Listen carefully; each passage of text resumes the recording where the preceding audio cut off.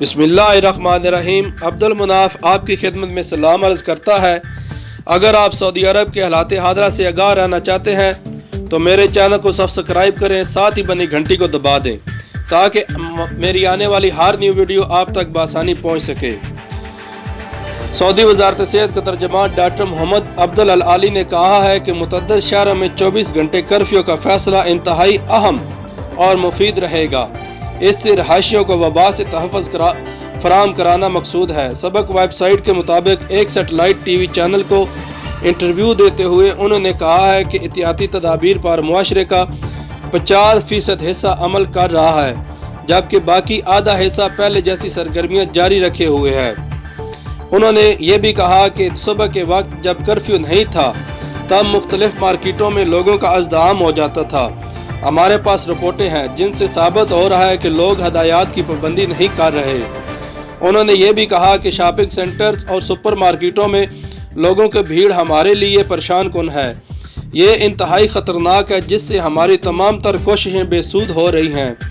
انہوں نے یہ بھی کہا وزارت صحت کی ہدایات اور کرفیو کا بنیادی مقصد یہ ہے کہ لوگ گھروں تک محدود رہیں، انتہائی ناگزیر حالات میں باہر نکلیں، مگر افسوس اس پر مکمل طور پر عمل نہیں ہو رہا۔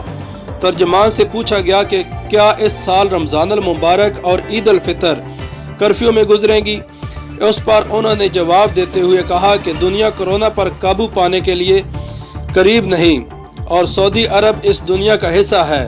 ہم ہفتوں کی بات نہیں کر رہے بلکہ مہینوں کی بات کر رہے ہیں۔ وبا پر قابو پانے کے لیے کئی مہینے لگ سکتے ہیں۔ انہوں نے خبردار کرتے ہوئے کہا کہ لوگ اگر ہدایات اور احتیاطی تدابیر پر عمل نہیں کریں گے تو ہزاروں افراد وائرس کی زد میں رہیں گے۔ یہ محض خیالی باتیں نہیں بلکہ ایک در حقیقت ہے۔ انہوں نے بتایا ہے کہ کورونا کے ایک مریض ہزاروں افراد کو وائرس منتقل کر سکتا ہے، اس لیے احتیاطی تدابیر پر سختی سے عمل کرنا بہت ضروری ہے۔